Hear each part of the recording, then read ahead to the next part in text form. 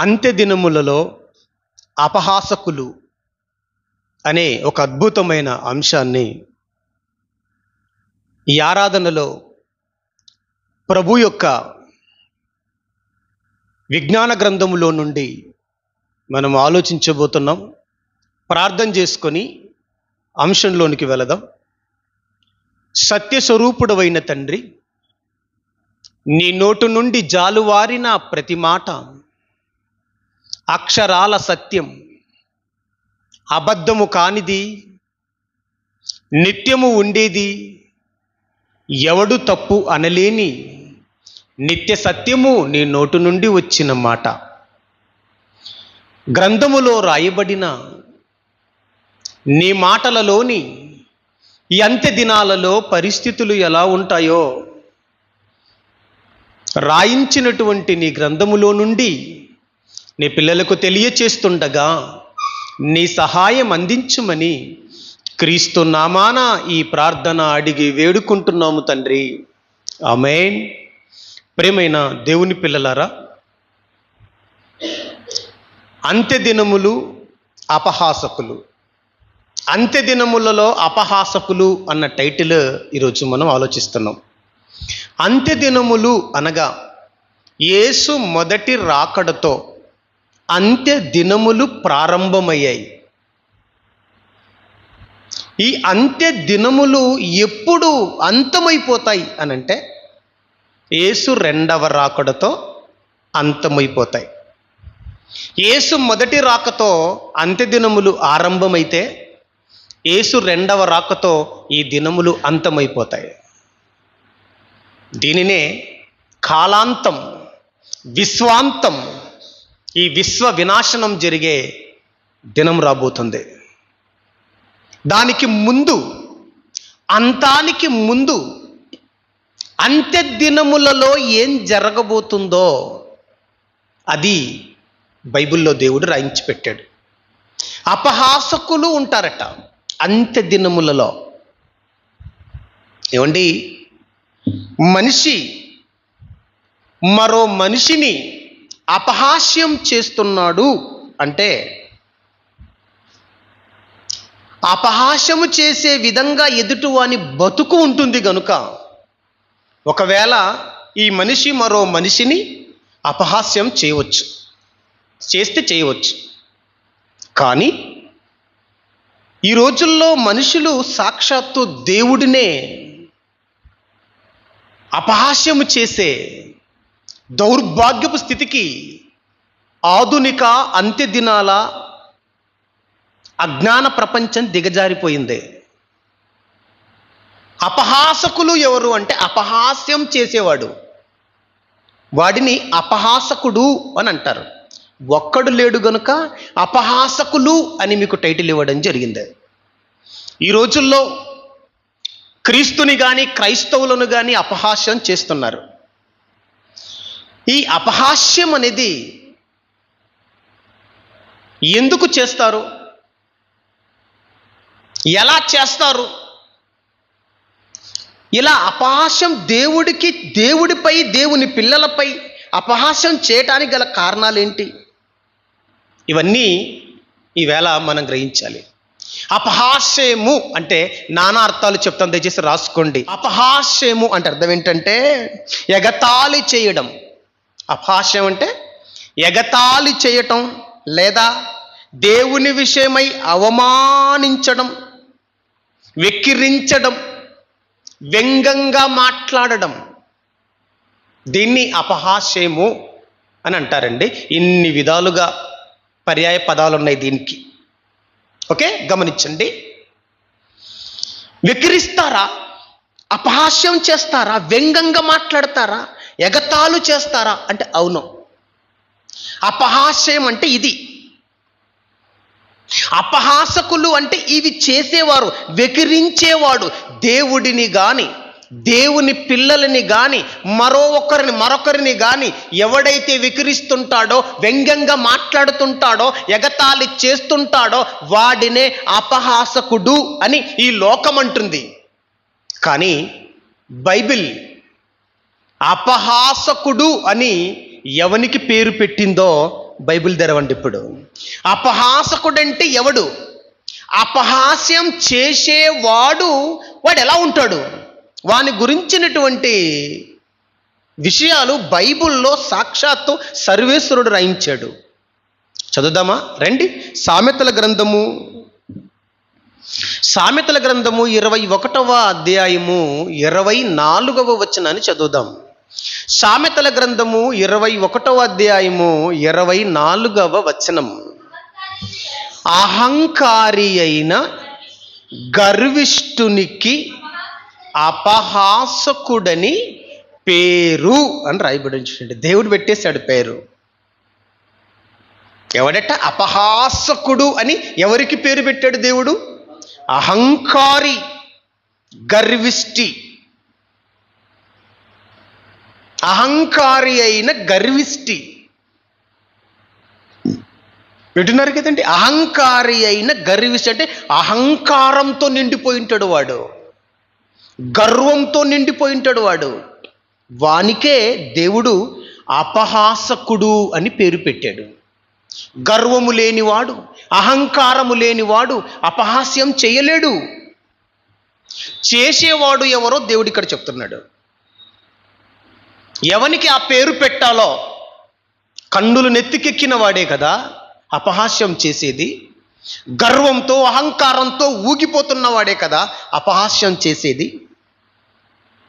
అజ్ఞానంతో అంధకారంతో నిండిపోయిన ఆ మూర్ఖుడే కదా అపహాసం చేసేది. అహంకారి అయిన గర్విష్ఠునికి అపహాసకుడు అని పేరు అని పక్కనేముంది? అట్టివాడు అమిత గర్వముతో ప్రవర్తిస్తాడన్నమాట.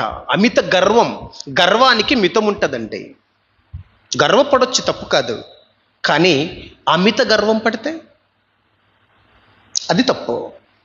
అమిత గర్వంతో ఎవడైతే ప్రవర్తిస్తుంటాడో, అహంకారంతో అమిత గర్వంతో ఎవడైతే ఈ భూమి మీద బతుకుతుంటాడో వాడు అపహాస్యం చేస్తాడట. అందుకే వానికి అపహాసకుడు అని దేవుడు పేరు పెట్టాడు. వాడే ఎగతాళి చేసేది అని బైబిల్ అంటుంది, నేను కాదు సుమా.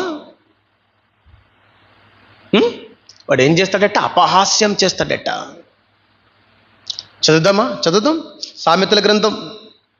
ఒకవేళ ఒక దైవజనుడు దేవుని పక్షమున ఆ అపహాసించే అపహాసకుడిని, ఆ గర్విష్ఠుడిని, ఆ అహంకారిని, అమిత గర్వంగా ప్రవర్తిస్తున్న వాడిని ఒకవేళ దేవుని పక్షమున ఉన్న ప్రతినిధి, ఒక దైవజనుడు, ఒక పండితుడు, ఒక బైబిల్ పండితుడు, ఒక మేధావి దేవుని పక్షాన ఉన్న మానవుడికి దేవుడికి మధ్యవర్తిగా పాత్ర పోషించి, అరే ఏంట్రా అపహాస్యం చేస్తున్నావు, అలా చెయ్యకూడదు బిడ్డ అని గర్విస్తున్న వాడిని గద్దిస్తే ఆ అపహాసకుడట వినడట. చదవండి, ఆ మాట రాయబడింది అక్కడ. సామెతల గ్రంథము 15వ అధ్యాయము 12వ వచనం. సామెతల గ్రంథము 15వ అధ్యాయము 12వ వచనంలో అపహాసకుడు తన్ను గద్దించు వానిని ప్రేమించడట వాడు. అపహాసకుడు గద్దించేది ఎవరండి? అపహాస్యం చెయ్యని వాడు గద్దిస్తాడు. సమాజాన్ని సంస్కరించేవాడు గద్దిస్తాడు. సమాజాన్ని బాగు చేసేవాడు గద్దిస్తాడు. ఒక దైవజనుడు గద్దిస్తాడు. నాయన, అపహాస్యం చేయడం మంచిది కాదు నాయన, నీ జీవితానికి అది చాలా ప్రమాదం, అపహాస్యం చెయ్యొద్దురా అని గద్దిస్తే గద్దించిన వాణ్ణి ప్రేమించడట అపహాసకుడు. వాడు జ్ఞానుల యొద్దకు వెళ్ళడు. జ్ఞానుల యొద్దకు వెళ్ళడు అంటే ఒక జ్ఞాని గద్దిస్తే గద్దించిన జ్ఞానిని వాడు ప్రేమించడట. జ్ఞానుల యొద్దకు వెళ్ళడట అంటే బొత్తిగా జ్ఞానము లేనివాడు అని అర్థం. దైవ జ్ఞానము లేనివాడు వాడే అపహాసకుడు. అందులో ఎంతమంది అయినా ఉండొచ్చు. అపహాసించే వారిలో ఎంతమంది అయినా అపహాసకులు ఉండొచ్చు. 10 మంది ఉండొచ్చు, 10,000 మంది ఉండొచ్చు, 10,000 మంది ఉండొచ్చు, 10 లక్షల మంది ఉండొచ్చు. అపహాస్యం ఎవడైనా చేస్తున్నాడంటే వాడు బొత్తిగా దైవ జ్ఞానము లేనివాడు. వాని మనోనేత్రాలు మూసుకుపోయి ఉంటాయి. ఏమండి, జ్ఞానం, దైవ జ్ఞానం మనిషికి అర్థం కావాలంటే, దైవం మనిషికి అర్థం కావాలంటే తలలో మనోనేత్రాలు ఉంటాయి. ఆ నేత్రాలు ఆరిపోయిన వాడికి అర్థం కాడు దేవుడు. ఆ నేత్రాలు చీకటి, ఆ నేత్రాలకు గాఢంధకారం కమ్మినవాడు చూడలేడండి ఇక ఈ జ్ఞానాన్ని, దైవాన్ని. అందుకే అపహాసకుని గద్దించే వాణిని వాడు ప్రేమించడట, జ్ఞానుల యొద్దకు వాడు రాడట. ఎందుకంటే వానికి జ్ఞానం అంటే అసహ్యం కదా. దేవుని యందు భయభక్తులు కలిగి బతకడం వానికి ఇష్టం ఉండదు కదా. అపహాసకుడికి వాడు విచ్చలవిడిగా ప్రవర్తించాలి. వాడు అద్దు అదుపు ఉండదు, వానికి కట్టు ఉండదు, విధులు విధానాలు ఉండవు, కట్టుబాట్లు ఉండవు వానికి. చదవండి బైబిల్లో ఏం చెప్తుందో, దేవుడు ఏం చెప్తున్నాడో. ఏమండి, అపహాసకులు నలుగురు కలిస్తేనట పట్టణాన్నే తల్లడింపజేస్తారట. పట్టణాన్నే. ఒక అపహాసకుడే సమాజానికి చాలా ప్రమాదం. 10 మంది అపహాసకులుగా మారితే, ఒక నలుగురు లేదా ఒక ముగ్గురు అపహాసకులుగా మారితే పట్టణమే తల్లడిల్లిపోతుంది అని దేవుడు చెప్తున్నాడు. చూడండి, అపహాస్యంతో, వాళ్ళ అపహాస్యంతో తల్లడిల్లిపోతుంది పట్టణం అని దేవుడు బైబిల్లో రాయించాడు. అపహాసకులు అంటే అంత భయంకరం అన్నమాట. ఒక్క మాటలో చెప్పాలంటే ఒక చెట్టుకి పట్టిన చీడ పురుగులు లాంటివి అన్నమాట అపహాసకులంటే. ఒక చక్కగా పచ్చని ఆకులతో, అందమైన కొమ్మలతో, చక్కటి పూలతో, కాయలతో ఫలిస్తున్న ఒక చెట్టుకి, ఒక పచ్చని చెట్టుకి పట్టిన చీడ పురుగులు లాంటివి అన్నమాట అపహాసకులు అంటే. వారట పట్టణాన్ని తల్లడింపజేస్తారు, అల్లాడిపోతుంది పట్టణము అని దేవుడు రాయించాడు బైబిల్లో. చూస్తారా మాట? చదవండి ఒకసారి. సామెతల గ్రంథము 29వ అధ్యాయము 8వ వచనాన్ని చదువుదాం. సామెతల గ్రంథము 29వ అధ్యాయము 8వ వచనంలో రాయబడింది. చూడండి, దేవుడు రాయించాడు ఈ అపహాసకులను గూర్చి. అపహాసకులు పట్టణమును తల్లడిల్ల చేయుదురు. ఏం చేస్తారట? అపహాసకులట పట్టణాన్ని తల్లడిల్లి పల్లె కాదు పట్టణమే వణికిపోతుందట వాళ్ళ అపహాస్యంతో. పట్టణమే బాధపడిపోద్దట వాళ్ళ అపహాస్యంతో. నేను అడుగుతున్నా మిమ్మల్ని, ఎవడినైనా అపహాస్యం చేస్తే ఏమండి, ఎదుటివాడు మనల్ని ఒప్పుకుంటాడా? మనల్ని ఇష్టపడతాడా? చెప్పండి. అపహాస్యం చేస్తుంటే, నేను నిన్ను కానీ, నువ్వు నన్ను కానీ, నేను మరొకని కానీ మనం అపహాస్యం చేస్తే మరొకడు మనల్ని సమర్థిస్తాడంటే? విచక్షణ జ్ఞానం ఉన్నవాడు, మంచి మనసు ఉన్నవాడు, ఒక మేధావి, ఒక జ్ఞాని, ఒక ఇంటెలిజెన్స్ అనేవాడు నిన్ను అంగీకరిస్తాడా? ఎదుటివాడిని నువ్వు అపహాస్యం చేస్తుంటే, పరాయి మతస్థుని కూడా ఒకవేళ నువ్వు అపహాస్యం చేసినా, ఒక మంచి జ్ఞానవంతుడైతే, సమాజాన్ని సంస్కరించాలని ఒక మంచి మనసున్న ఒక సంస్కర్త అయితే నేను ఒప్పుకుంటాడా? నన్ను ఒప్పుకుంటాడు? మీరు ఒప్పుకుంటారు? నన్ను ఎందుకు ఒప్పుకుంటారు? అపహాస్యం చేయకూడదండి ఎవరినైనా, అపహాస్యం చేయకూడదు. మరేం చేయాలి? బాగా వినండి, క్రైస్తవుడు అపహాస్యం చేయకూడదు. క్రైస్తవుడు అపహాస్యం చేయకూడదు. ఎందుకంటే మన తండ్రికి నచ్చనిది అపహాస్యములో అది కూడా ఒకటి. ఎన్నో ఉన్నాయి మన తండ్రికి నచ్చనివి. మన తండ్రికి నచ్చని వాటిలో ఇదొకటి అనమాట, అపహాస్యం అనేది. అందుకని ఈ టైప్ ఆఫ్ ఏ మనిషి కూడా క్రైస్తవులలో ఉండకూడదు అని నేను మీకు చెప్తున్నాను. మన సంఘంలో, ఎస్పెషల్లీ మన సంఘంలో ఎవరు ఉండకూడదు. ఏం జరుగుతుందట? అపహాసకులట పట్టణమును తల్లడిల్ల చేస్తారట. అపహాసిస్తారండి. అంత్య దినములలో అపహాసకుల, అవును, అంత్య దినములలో అపహాసకులు పిట్టిరేగిపోతారట. చదవండి ఒకసారి. అంత్య దినములలో ఏం జరగబోతుందో, అపహాసకులు రాబోతున్నారట. అంత్య దినములలో అపహాసిస్తారట. ఏమని అపహాసిస్తారు? మనిషిని మరో మనిషి అపహాసిస్తే పెద్దగా పట్టించుకోవాల్సిన అవసరం లేదు, కానీ దేవుడిని అపహాసిస్తే ఎలా ఉంటుందండి? దేవుడిని కూడా అపహాసించే భయంకర దుస్థితికి ఆధునిక ప్రపంచం అంత్య దినాలలో చేరిపోతుందని దేవుడు బైబిల్లో రాయించి పెట్టాడు. ఒకసారి చూడండి, పేతురు రాసిన 2వ పత్రిక 3వ అధ్యాయము. పేతురు రాసిన 2వ పత్రిక 3వ అధ్యాయము చూడండి ఒకసారి. 3వ వచనం, 3వ అధ్యాయము 3వ వచనం. అంత్య దినములలో అపహాసకులు, టైటిల్ ఇక్కడే పుట్టిందండి, టైటిల్ ఇక్కడే పుట్టింది. అంత్య దినములలో అపహాసకులను చూడక్కడ పేతురు గారు రాస్తున్నారు. అంత్య దినములలో అపహాసకులు ఎలా అపహాసిస్తారో చెప్తున్నాడు. అంత్య దినములలో అపహాసకులు అపహాసించుచు వస్తారట. ఇక్కడ ఏలుపెట్టు బిడ్డ, ఇక్కడ ఏలుపెట్టండి. కీర్తన గ్రంథంలోనికి రండి మళ్ళీ. అంత్య దినములలో అపహాసకులు వస్తారట, వచ్చి అపహాసించుచూ ఉంటారట. ఎలా అపహాసిస్తారట? రండి కీర్తన గ్రంథంలోకి ఒక్కసారి. 115 2వ వచనం, 115వ కీర్తన 2వ వచనం. వారు దేవుడు ఏడి అని అన్యజనులు అంటారట. ఏమంటారు? క్రైస్తవుల దేవుడేడి, ఎక్కడున్నాడు దేవుడు, ఏడి అని అన్యజనులు చెప్తారట. అపహాసకులలో ఏమండి, అపహాసకులు ఎవరంటే క్రైస్తవులలో లేరు అపహాసకులు.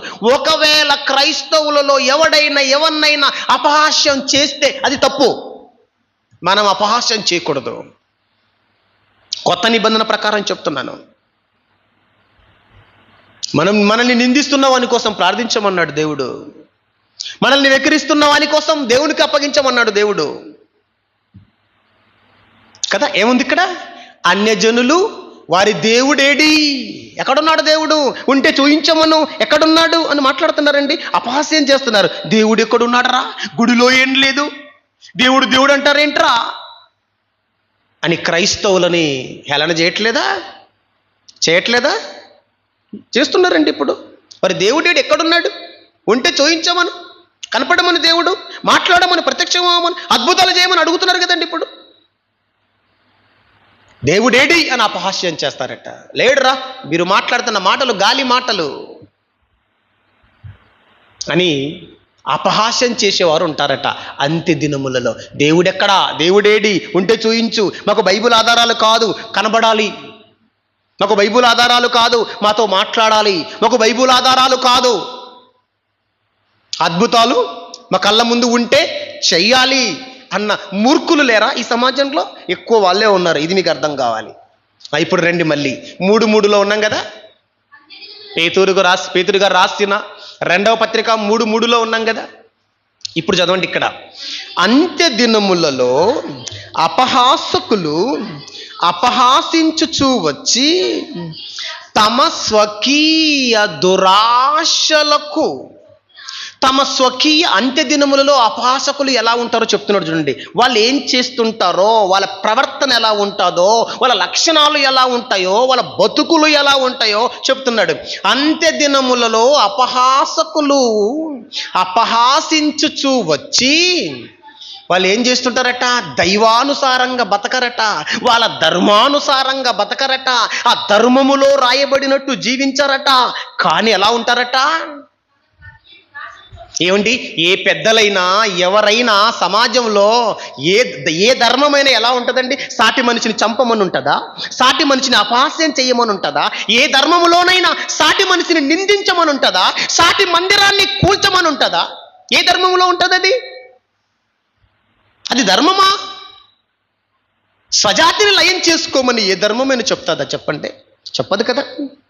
పోని చెడిన వాడిని లయం చేయంటే అర్థం ఉంది, కానీ బాగా బతుకుతున్న వాడిని, నీ జోలికి రాని వాడిని, సమాజాన్ని సంస్కరించే మంచి మాటలు చెప్పేవాడిని చంపుతున్నావంటే, వానిపై దాడి చేస్తున్నావంటే, వానిపై కత్తుతో నువ్వు దాడి చేస్తున్నావంటే ఎంత దౌర్భాగ్యం, ఎంత మూర్ఖత్వం ఇది. ఏమంటున్నాడు? తమ స్వకీయ దురాశలు చొప్పున నడుచుకుంటారట. అపహాసకులు ఏం చేస్తారంటే తమ స్వకీయ దురాశలు, బుర్రలో పుట్టిన దురాశలు, శరీరంలో పుట్టిన దురాశలు, ఆ శరీరంలో అవయవాలలో పోరాడుతున్న దురాశల ప్రకారం నడుచుకుంటున్న వారే ఈ అపహాసకులు. ఒక గర్వమే కాదు, ఒక అమిత అహంకారమే కాదు, శరీర దురాశల ప్రకారం నడుచుకుంటుంటారు వీళ్ళు. తమ స్వకీయ దురాశలు చొప్పున నడుచుకొనుచు ఇప్పుడు ఎవరి దగ్గరకు వచ్చారు ఈ మహానుభావులు? ఈ అజ్ఞాన బృందం ఎక్కడికి వచ్చింది? చదవండి ఇప్పుడు. ఆయన రాకడను గూర్చి ఏమాయేను. ఏమడుగుతున్నారండి? ఈ అపహాసకులు ఏమడుగుతారట? ఏమని అపహాస్యం చేస్తారట? యేసుక్రీస్తు మరలా వస్తానని చెప్పిపోయాడే, ఇదిగో త్వరగా వస్తానని చెప్పాడే, 2000 సంవత్సరాలైంది ఇంకా రాలేదేడి? ఆయన రాకడను గూర్చిన వాగ్దానము ఏమాయెను? పితరులు నిద్రించినది మొదలుకొని సమస్త సృష్టి ఆరంభమున నిలిచి ఉన్నట్టే నిలిచి ఉన్నదే అని చెప్పుదురు. ఏమయ్యా, యేసు మరలా వస్తాడని మీరు చెప్పారు కదా, ఆయన వస్తే చనిపోయిన పితరులందరూ లేస్తారని చెప్పారు కదా, ఆయన వస్తే ఈ సృష్టి సమస్త సృష్టి నాశనమైపోతుందని మీరు చెప్పారు కదా, ఏంటి ఏమైంది? యేసు రాకడా ఏమైంది? ఆయన రాకడను గూర్చిన వాగ్దానం ఏమాయెను? 1, ఆయన రాకడను గూర్చిన వాగ్దానం ఏమాయెను? నిద్రించిన పితరులు తిరిగి లేవలేదే, అలాగే నిద్రలో ఉన్నారు. ఏమాయెను? సమస్త సృష్టి నాశనమైపోతుందని చెప్పారే, ఆ సమస్త సృష్టి అలాగే ఉందే, ఏమైంది అని అపహాసిస్తారట యేసు రెండవ రాకడను గూర్చి. యేసుని గూర్చి, దేవుని గూర్చి అపహాస్యం చేస్తారట. దేవుడిని అపహాస్యం, దేవుని బైబిల్ని అపహాస్యం, క్రీస్తుని అపహాస్యం చేస్తారట. ఏమని చేస్తారో తెలుసా? ఒకడు అంటాడండి, ఎడారి మతం అంటేది. ఏ మతమట? ఎడారి మతమట. ఇండియాలో ఉన్న ఎడారి ఏ దేశంలో ఉందండి? మరి మనది ఎడారి మతం కాదా మనం అనుకుంటే? అనటానికి ఇంత జ్ఞానం ఉండాలి. ఎడారి మతం. ఒకడంటాడు ఎడారి మతం అట. ఏది? క్రైస్తవ్యం. క్రీస్తు స్థాపించిన క్రీస్తు సంఘమట ఎడారి మతమట ఒకడంటాడు. ఇంకోడు అంటాడులేండి, ఏమనో తెలుసా? ఇంకోటి ఏమంటాడంటే ఎడారి మతం అని ఒకడంటే, విదేశీ మతం అని మరొకడంటే, ఇంకోడు ఏమంటాడు తెలుసా? గొర్రెలు అని అంటున్నాడు. ఏమంటున్నాడు? ఎవరట? క్రైస్తవులంతా ఎవరట? గొర్రెలండి వీళ్ళు అంటున్నాడు. గొర్రెలట క్రైస్తవులు. క్రీస్తు పెద్ద గొర్రెట, క్రైస్తవులు గొర్రె పిల్లలట. ఇలా అపహాసిస్తున్నారండి. ఇంకా ఏమంటారు తెలుసా? ఒకడికి పుట్టి మరొకడి పేరు పెట్టుకుంటున్నారు అని హేళన చేస్తున్నారండి మనల్ని. మనకేదో ఏం తెలియనట్టు, మనకేమో అమాయకులమైనట్టు, ఎవడు చెప్తే అది నమ్మే అమాయకులం అనుకున్నాడు.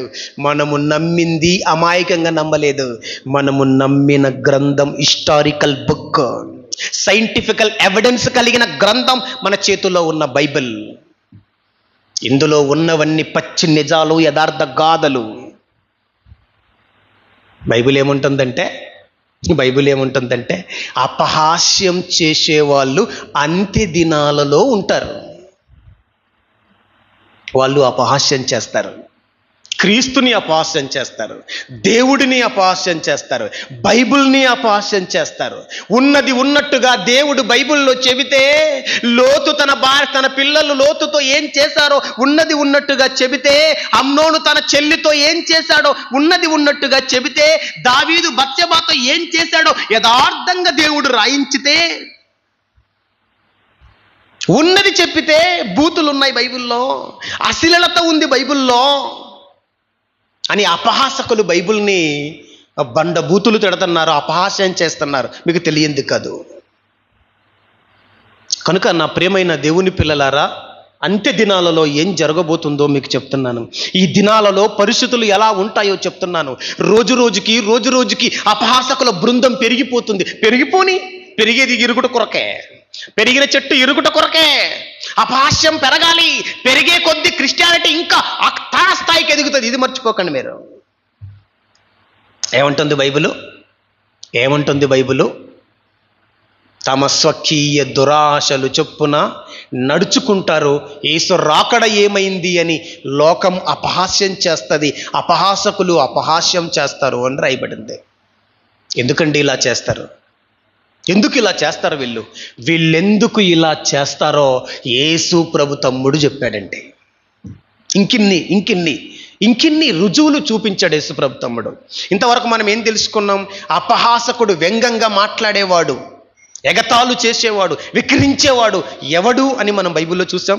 గర్విష్టి, అమిత గర్వంతో ఊగిపోతున్నవాడు, అహంకారంతో ఉన్నవాడు, శరీర దురాశల చొప్పున నడుచుకునే ఒక శరీర పిశాచి అపహాసిస్తాడు అని, మనిషిని అపహాసిస్తాడు, చివరికి దైవాన్ని కూడా అపహాసించే దుస్థితికి వాడు జారిపోతాడు అని మనం ఇంతవరకు చదువుకున్నాం కదా.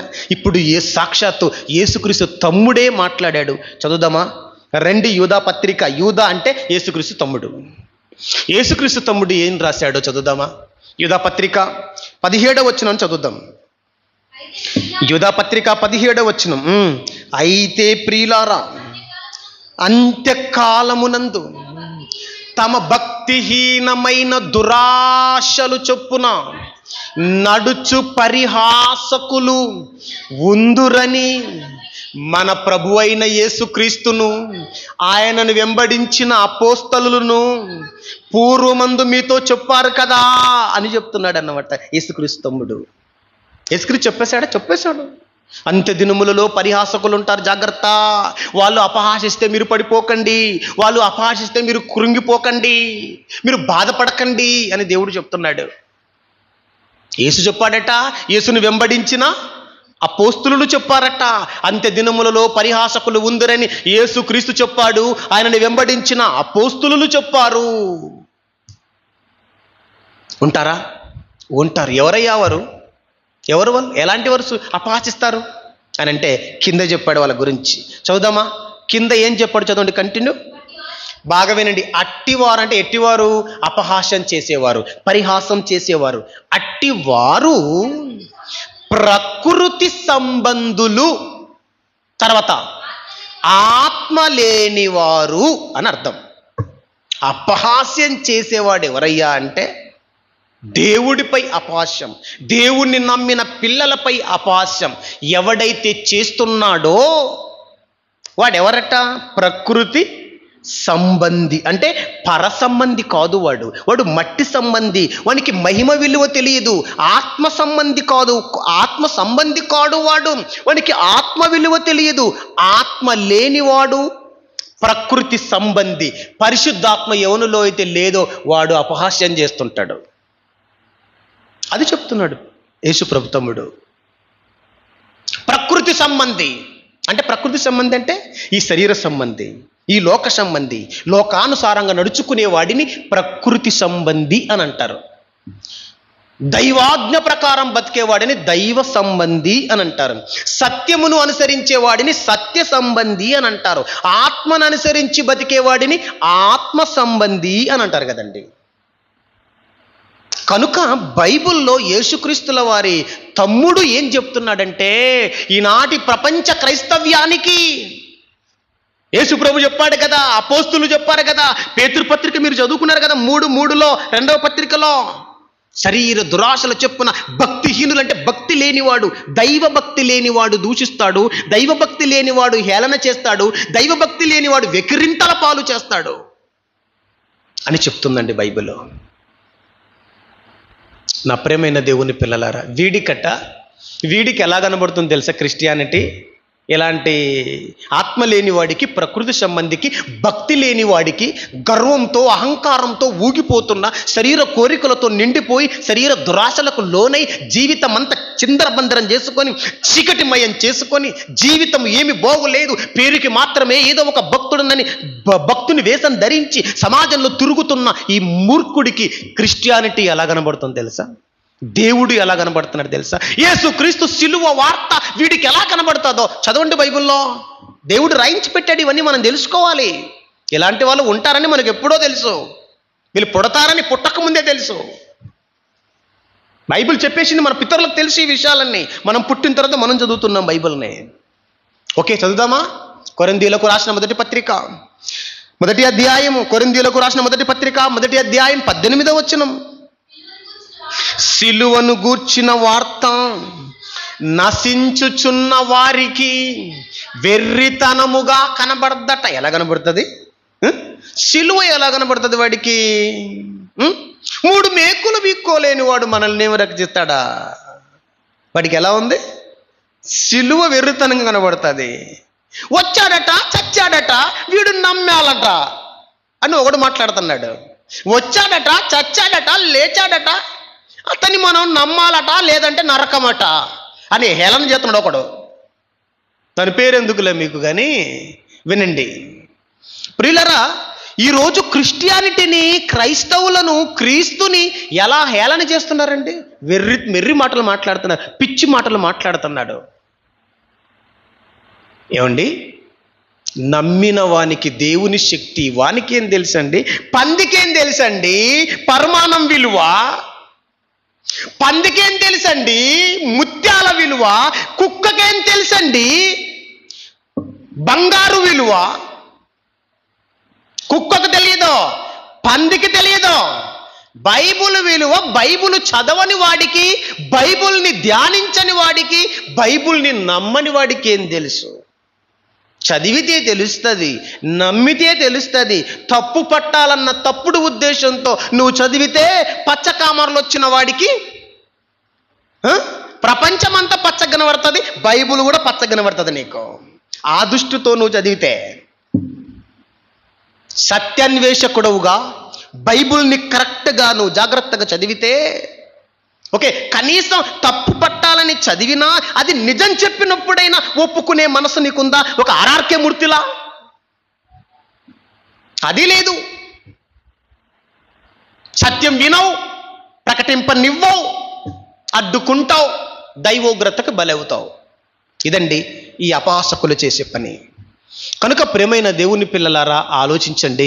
బైబుల్ ఏం చెప్తుందంటే అంత్య దినములలో అపహాసకులు ఉంటారు.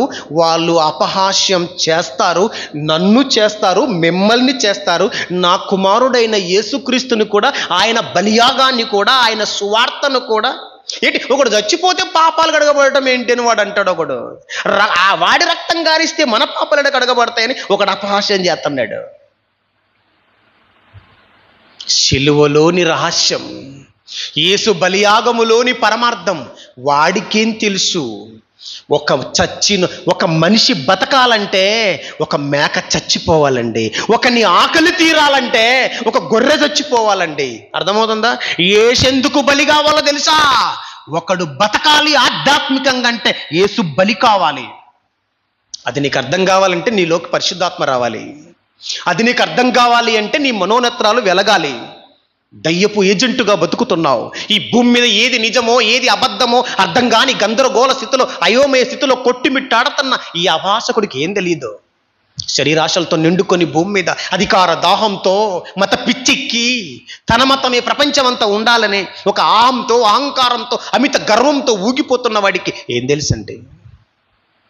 బైబిల్ ఏమంటుంది?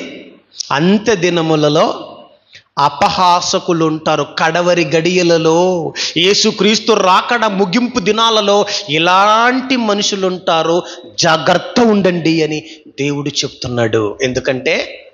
ఎందుకంటే ఈ అపహాసకులను మనం ఏం చేయలేమంటే, అపహాసకునికి మనం బోధ చేస్తే కూడా, గద్దించినా కూడా వాడు వినడు. వాడు మనల్ని అవమానపరుస్తాడు తప్ప వాని బ్రతుకుని మార్చుకోడు. ఇది అపహాసకుని యొక్క క్యారెక్టర్. అయితే వానికి తెలియని రహస్యం ఏంటంటే దేవుడు అపహాస్యం చేస్తుంటే చూస్తూ ఊరుకుంటాడులే అని అనుకుంటున్న అమాయకుడు అపహాసకుడు. దేవుడెవరో తెలుసా? చదవండి ఒకసారి దేవుడెవరో. గలతీయులకు రాసిన పత్రిక 6వ అధ్యాయము 7వ వచనం. గలతీయులకు రాసిన పత్రిక 6వ అధ్యాయము 7వ వచనం చదవండి. మోసపోకండి అపహాసకులారా, దేవుడు వెక్కిరింపబడువాడు కాడు. నీకే ఇంతుంటే ఎంతుండల సృష్టికర్తకి? గింత మెదడున్న నీకే ఇంతుంటే, గింత బుర్రున్న నీకే ఇంతుంటే, తంటే పాతాళంలో పడతావు. ఒక్క ఏనుగ దెబ్బ కొడితే నీకు ఏమండి? చచ్చిపోతావు, చీమలా నలిగిపోతావు. దేవుడి జోలికి వచ్చారండి. వచ్చి ఏమంటున్నారు? ఏముంది బైబిల్లో? ఏమంటున్నాడు? దేవుడు వెకిరింపబడడు, మోసపోకండి అని చెప్తున్నాడు. ఎందుకంటే నువ్వేం మాట్లాడతావో దేవుడు కూడా.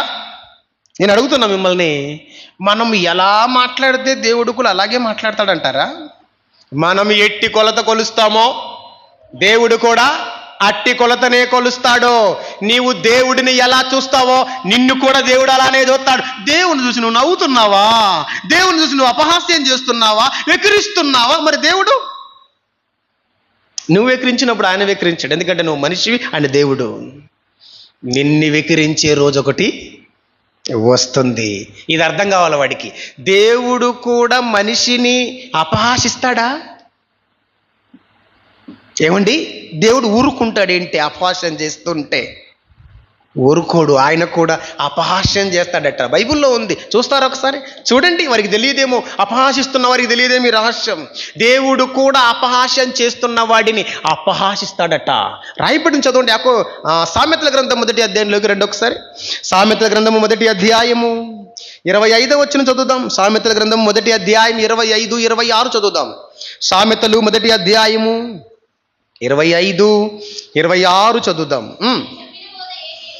నేను చెప్పిన బోధ ఏమియు మీరు వినక త్రోసివేసితిరి, నేను గద్దింపక మీరు లోబడకపోతిరి. పైగా మీరు నన్ను అపహాస్యం చేశారు, నా బోధకులను అపహాస్యం చేశారు, నా బోధన అపహాస్యం చేశారు, నా జ్ఞానాన్ని వెకిరించారు అని చెప్పి పక్కన ఏమంటున్నాడు? కాబట్టి మీకు అపాయము కలిగే రోజు ఒకటి చెప్పండి. మీకు అపహాసకులారా, మీకు అపాయము కలిగే రోజొకటి వస్తుంది. అప్పుడు నేను నవ్వేదనా? నవ్వుతాడు దేవుడు. నీకే నవ్వు వస్తుంది అనుకుంటున్నావా? దేవుడికి ఇంకెందుకు నవ్వు రాదురా? నవ్వు ఆయన పుట్టించాడు. మీకు అపాయం వచ్చినప్పుడు, అపాయం మిమ్మల్ని కబలించినప్పుడు నేను నవ్వెదను అని చెప్పి పక్కనేమన్నాడు? మీకు భయము వచ్చినప్పుడు నేను అపహాస్యం చేస్తాను అన్నాడు. ఏం చేస్తాడు దేవుడు? ఏం చేస్తాడట? అపహాస్యం చేస్తాడట. ఏమండి, రాజుని అపహాస్యం చేస్తే రాజు ఊరుకుంటాడా? చెప్పండి. సామానుడవురా నువ్వు అపహాస్యం చేస్తే ఊరుకుంటాడేంటి రాజు? ఎలా ఉంటుందంటే ఎలుక ఏనుగు మీదికి దాడి చేసినట్టు ఉంటుంది అనమాట. ఏమంటే ఎలుక ఏనుగునికి జయించగలదా? చెప్పండి. పిల్లి పులిని జయించగలదా? దానికి ఎప్పుడు అవుతుందండి సాధ్యం? ఇక్కడ ఏముంది? దేవుడట అపహాస్యం చేస్తాడట. అపాయం వచ్చినప్పుడు, భయము నీ మీదికి వచ్చినప్పుడు, అమ్మో ఏంటి పరిస్థితి అనే రోజొకటి ఉంది అపహాసకులకి. మనం సైలెంట్, మనం మౌనంగా ఉందాం, దేవుడు చూసుకుంటాడు. ఇంకా కింద ఏముంది చదవండి పక్కన, కంటిన్యూ. భయము నీ మీదికి తుఫాను వలె వచ్చినప్పుడు, సుడిగాలి వచ్చినట్టు మీకు అపాయము కలుగునప్పుడు, మీకు కష్టమును దుఃఖమును ప్రాప్తించినప్పుడు నేను అపహాస్యం చేస్తాను. ఏమని? ఏంట్రా ఎడారి మతం అన్నావు? ఏంట్రా నా పిల్లల్ని గొర్రెలు అన్నావు? ఏంట్రా 3 మేకులు బిక్కోలేని వాడంటావారా నన్ను? ఎలా కనబడ్డాన్రా నీకు? నా గ్రంథం ఎలా కనబడిందిరా? నేను ఎలా కనబడ్డాన్రా? నా పిల్లలు ఎలా కనబడ్డారా? చరిత్ర తెలుసారా నీకు? చరిత్ర తెలుసా? నోవాహు వాక్యం చెబితే జలప్రలయముతో ఈ భూలోకమంతా జల సమాధి చేయబోతున్నాడు దేవుడని ఆనాడు చెప్పినప్పుడు అపహాస్యం చేశారు ప్రజలు, అపహాసకులు.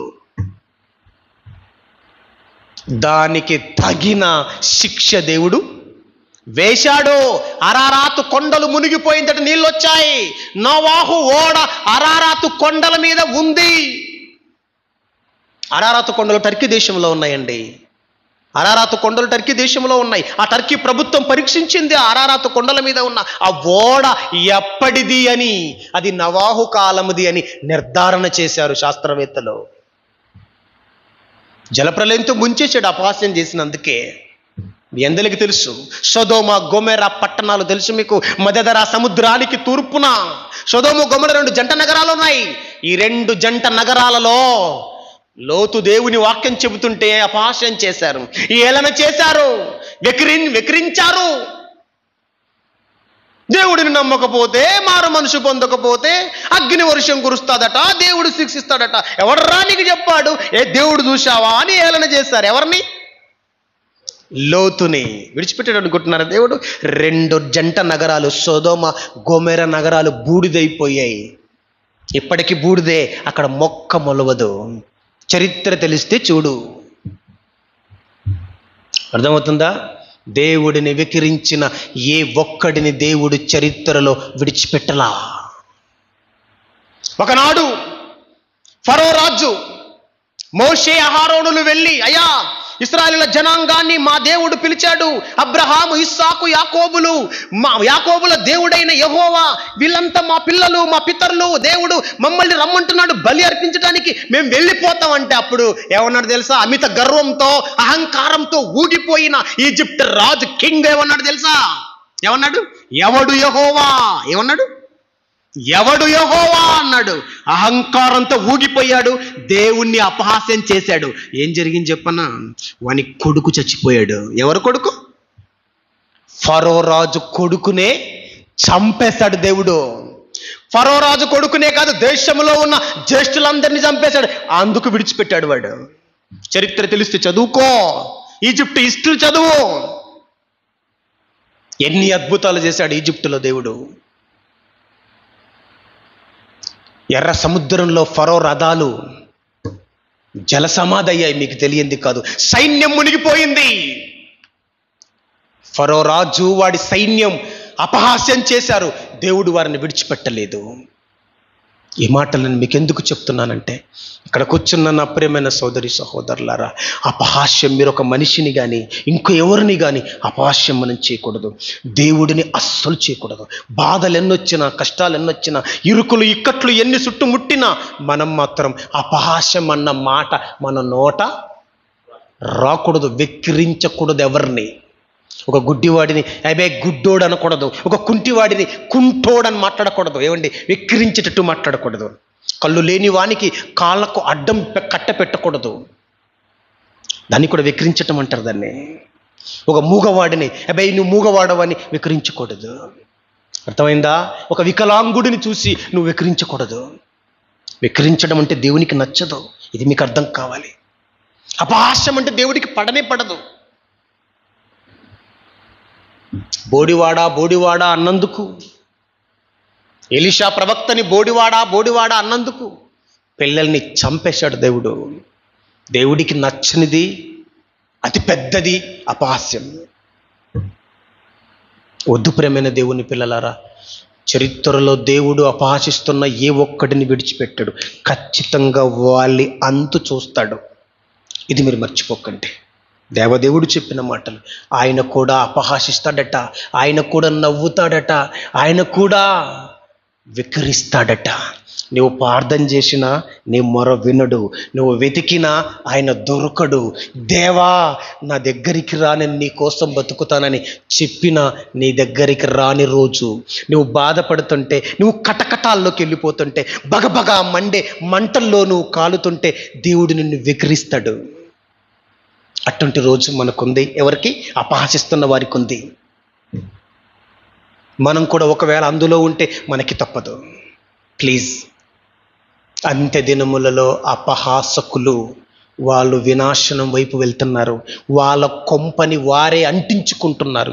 వాళ్ళ జీవితాలని వాళ్ళే పాడు చేసుకుంటున్నారు. వాళ్ళ బ్రతుకులను వాళ్ళే పాతాళమయం చేసుకుంటున్నారు. ఏమండి? దేవుడితో తలపడిన వాడు చరిత్రలో ఎవ్వడు నిలవలేదు. దేవుని పిల్లల్ని కానీ దేవుడిని కానీ అపహాస్యం చేసిన ఏ ఒక్కడు రాజుల చరిత్రలో ఏ ఒక్కడు నిలబడలేదు. బబులోను సామ్రాజ్యాన్ని పరిపాలించిన అధినేత నెబుకద్నెజర్ సహా గడ్డిని తినిపించాడు రాజును కూడా దేవుడు. దేవుడు అంటే చాలా భయంకరుడండి. ఎంత మంచోడో దేవుడు, అంత చెడ్డోడు కూడా.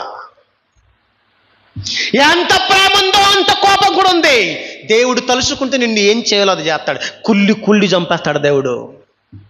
మంచోడు దేవుడు, మంచోని కోపం రాకూడదు అంటారు కదా. దేవుని పిల్లలారా, అపహాసకులు, అంత్య దినములలో అపహాసకులు ఉన్నారు మన చుట్టూ. జాగ్రత్త. మీ ఊరిలో ఉండొచ్చు, మీ ఇంటి పక్క ఉండొచ్చు, మీ ఇంటనక ఉండొచ్చు, ప్రపంచమంతా ఉంటారు. యూట్యూబ్ ఛానల్ ఓపెన్ చేస్తే మనకు అపహాసకులు ఎక్కువగా కనబడుతుంటారు కదండి. జాగ్రత్త. తేనె తినని వానికి తేనె విలువ తెలియదు, రక్షణ అనుభవం లేని వాడికి రక్షణ విలువ తెలియదు, పరిశుద్ధాత్మని పొందని వాడికి ఆత్మ విలువ తెలియదు, దేవుడు అర్థం కాని వాడికి దేవుని విలువ తెలియదు, యేసుక్రీస్తు రాకలోని బలియాగములోని పరమార్థం తెలియని వానికి ఆ రుచించదది. వెరితనంగా పిచ్చోడుగా కనపడతాడు. వాడికి చస్తే తెలుస్తుంది అసలు రహస్యం. కరోనా వ్యాధి తీవ్రత ఎలా ఉంటుందో తెలిసినోడికే మాస్క్ పెట్టుకొని బయటికి వెళ్తాడు, తెలియనివాడు మాస్క్ పెట్టుకోడుగా. అర్థమవుతుందా? డబ్బు విలువ తెలిసిన వాడే జాగ్రత్తగా ఖర్చు పెడతాడు, తెలియని వాడు విచ్చలవిడిగా ఖర్చు పెడతాడుగా. ఒళ్ళు విలువ తెలిసిన వాడే జాగ్రత్త కాపాడుకుంటాడు, ఒళ్ళు విలువ తెలియని వాడు ఒళ్ళు అమ్ముకొని బతుకుతాడుగా. ఆరోగ్యం విలువ తెలిసిన వాడు జాగ్రత్తగా ఉంటాడు, దాని విలువ తెలియని వాడు ఇష్టం వచ్చినట్టు తిని తాగి విచ్చలవిడిగా జూదాగా జీవించి చచ్చి ఆరోగ్యాన్ని అనారోగ్యం పాలు చేసుకొని జీవితంలో కుళ్ళి చచ్చిపోతాడు. ఇవన్నీ మీకు ఎందుకు చెప్పానంటే, దేవుని విలువ తెలియని వాడు, ఒక అహంకారి, ఒక శరీరానుసారి, ఒక ఆత్మ లేనివాడు, ఒక ప్రకృతి సంబంధి, బైబిల్ పరిపూర్ణంగా అర్థం కాని ఒక అమాయకుడు, ఒక అజ్ఞాని, ఒక మూర్ఖుడు, అపహాసకుడుగా మారిపోతాడు. మనము ఆ టైప్ ఉండకూడదు అని నేను మీకు తెలియచేస్తున్నాను. ఆఖరిగా 2 మాటలు చెప్తాను, జీవితంలో మర్చిపోకండి. కీర్తనల గ్రంథం 1వ అధ్యాయం 1వ వచనంలోనే స్టార్ట్ అయింది. ఏంటది? చదవండి. 150 అధ్యాయాలు ఉన్నాయి కదా. ఫస్ట్ స్టార్ట్ అయింది. ఎవరిని గురించి స్టార్ట్ అయింది తెలుసా? చదవండి. దుష్టుల ఆలోచన చొప్పున నడవక, పాపుల మార్గమున నిలువక, అపహాసకులు కూర్చుండు చోట కూర్చుండక అని రాయబడి చూడండి. అక్కడ అపహాసకులు ఎక్కడైతే కూర్చున్నారో అక్కడ కూర్చోకండి. మళ్ళీ మీరు ఒకవేళ ఛానల్ ఓపెన్ చేసినప్పుడు, యూట్యూబ్ ఛానల్ ఓపెన్ చేసినప్పుడు అపహాసకుడు కనబడ్డా, వెంటనే దాన్ని ఏం చేయాలి? వెంటనే పైకి నూకేసేయండి అంతే. అపహాసకుడు ఉన్నాడు అనుకోవాలంతే. అపహాసకుని ఆలోచన వినకూడదు, వాని మాట వినకూడదు, వాని దగ్గర కూర్చోకూడదు. ఎందుకంటే ఆ వైరస్ మనకు అంటుకుంటుంది కనుక. అపహాసకులు కూర్చుండు చోట కూర్చుండక, పాపుల మార్గము నిలువక, యెహోవా ధర్మశాస్త్రాన్ని ఆనందించుచు దివారాత్రులు దానిని ధ్యానించువాడు ధన్యుడు. అట్టివాడు వాకు వాడక తన కాల ముందు నీటి గట్టున నాటబడిన చెట్టు వలె, నీటి కాలువ యోరన నాటబడినదై ఆకు వాడక తన కాలమందు ఫలమిచ్చు చెట్టు వలె ఉండిపోతాం మనమంతా. అపహాసకుల చోట కూర్చోకూడదు. వాళ్ళు ఎక్కడ కూర్చున్నారో అక్కడ కూర్చోకూడదు. వాళ్ళు ఏ ఛానల్ ఓపెన్ చేశారో ఆ ఛానల్ చూడకూడదు. మనం చూడకూడదు. అసలు చూస్తే కూడా వైరస్ అంటుకుంటుంది. వాళ్ళతో మనం మాట్లాడకూడదు, వాళ్ళ దగ్గరికి వెళ్ళకూడదు, వాళ్ళ దగ్గర కూర్చోకూడదు. ఎందుకంటే చాలా ప్రమాదం కనుక. మన తండ్రి చెప్పాడు గ్రంథంలో. మీరు వాళ్ళ సంగతి ఏంటి? వాళ్ళు నాశనం అయిపోతారు. అది దేవుడు చూసుకుంటాడు. తిరిగి మనం అపహాస్యం చేయాల్సిన అవసరం లేదు. ఓకే. అందుకని చక్కటి మాట యేసుక్రీస్తు తమ్ముడు చెప్పాడు. మరొకసారి చదువు ఆ మాట. 20వ వచనం చదవండి ఒకసారి. యూదాపత్రిక 20వ వచనం. ప్రియులారా, మీరు విశ్వసించు, ఆ పరిహాసకులను చూసి మీరు కురింగిపోకండి, ఆ అపహాసకులను చూసి మీరు అపహాసకులుగా మారిపోకండి. ప్రియులారా, విశ్వసించి మీరు అతి పరిశుద్ధమైన దాని మీద, అతి పరిశుద్ధమైన వాడు యేసుక్రీస్తు మీద మిమ్ముని మీరు, యేసుక్రీస్తు స్థాపించిన మందిరం, యేసుక్రీస్తు స్థాపించిన దేవాలయం, యేసుక్రీస్తు స్థాపించిన కట్టడ, ఆ ఇంటి మీద మిమ్ముని మీరు కట్టుకొనుచు పరిశుద్ధాత్మలో ప్రార్థన చేయించు. నిత్య జీవార్థమైన మన ప్రభువుకు యేసుక్రీస్తు కనికరము 2వ రాకడ కొరకు కనిపెట్టుకొనుచు దేవుని ప్రేమలో నిలుచున్నట్లు కాచుకొని ఉండండి. మీరు జాగ్రత్త, కాచుకొని ఉండండి. మీరు జాగ్రత్త పడండి. ఎవడో గడ్డి తింటున్నాడు కదా అని నువ్వు తినొద్దు. ఎవడో అపహాసకుడుగా మారిపోయాడు కదా అని నువ్వు మారిపోవద్దు. నీవు నమ్మినది యథార్థం, మనము నమ్మినది యథార్థం, మనము నమ్మినది నిజమైన గ్రంథం, మనము నమ్మినది నిజమైన దేవుడు. మన ప్రభు బలియాగమైంది వాస్తవం, మన ప్రభు ఈ లోకానికి వచ్చిందన్నది వాస్తవం, ఆయన చేసిన బోధలు వాస్తవం, ఆయన చేసిన అద్భుతాలు వాస్తవం, ఆయన రాయించిన మాటలు వాస్తవం. ప్రపంచమే క్రీస్తు శకం అని రాస్తుంది. యేసు లేకపోతే ఈ చరిత్రకే దిక్కు లేదు. మన చేతిలో ఉన్న బైబిల్ చాలా గొప్పది. మనం నమ్మిన యేసుక్రీస్తు చాలా గొప్పోడు, లోక రక్షకుడు మన ప్రభు, సృష్టికర్త మన దేవుడు. నమ్మకంగా బతుకుదాం. ఎలాగో మనం విశ్వసించాం, మారుమనసు పొందాం, బాప్తీసం తీసుకున్నాం. అతి పరిశుద్ధమైన క్రీస్తు బండ మీద మనల్ని మనం కట్టుకొని మహాలోకానికి సిద్ధపడదాం. పరిశుద్ధాత్మలో ప్రార్థిస్తూ ఎల్లప్పుడూ ప్రభు రెండవ రాకడలో మనకి కనికరం రాబోతుంది. ఈ మట్టి దేహానికి మహిమ రూపం రాబోతుంది. ఈ మట్టి లోకము నుంచి మహిమగల లోకానికి మనల్ని తోడుకొని పోయే రోజుంది. అగ్నిగుండం తప్పిపోతుంది. ఆకలి బాధ, దప్పిక బాధ, రోగాల బాధ, కష్టాలు, కన్నీళ్లు, ఇవన్నిటి నుండి మనం బయటపడే రోజు ఒకటి వస్తుంది. అది మన ప్రభు కనికరపడే రోజు ఒకటి వస్తుంది. ఆ ప్రభువే పరలోకం నుండి లోకానికి వచ్చే రోజు. ఆయన కనికరిస్తే స్వర్గలోకానికి మనం వెళ్ళిపోతాం. ఆయన కనికరం వల్ల రక్షణలోకి వచ్చాం. ఆయన మరలా మనపై జాలి చూపి ఆయన వస్తాడు. ఆయన వచ్చి మనల్ని తోడుకొని పోతాడు. అంతవరకు జాగ్రత్త. కళ్ళు మూసుకుంటే ప్రార్థన చేసుకుంటాం. పరిశుద్ధుడైన మా తండ్రి, అంత్య దినములలో అపహాసకులు రోజు రోజుకి అపహాసకులు ఈ దేశంలో, ఈ ప్రపంచంలో ఎక్కువైపోతున్నారయ్యా. క్రైస్తవులుగా మారిన వారిలో కూడా ఎందరో నామకార్థంగా బతుకుతూ అపహాస్యం చేస్తున్నారు. దేవా, వారిని మార్చండి అని మేము ప్రార్థన చేస్తాం నాయనా. తండ్రి, నిన్ను వెకిరిస్తే నువ్వు విడిచిపెట్టవు. ఏం విత్తుతావో అదే పంట కోపిస్తానని చెప్పావు. నీవేం కొలత కొలుస్తావో నీకదే కొలత కొలవబడును అని చెప్పావు. దేవా, ఈ దేశాన్ని, ఈ సమాజాన్ని, ఈ దేశంలో, ఈ ప్రపంచంలో ఉన్న అపహాసకులను, వారి మనోనేత్రాలను తెరువునైనా దేవా, నీ ఉగ్రతకు గురి కాకుండా వారిని, మమ్మల్ని కాపాడుమని క్రీస్తు నామాన్ని ప్రార్థన సమర్పిస్తున్నాం తండ్రి. ఆమేన్.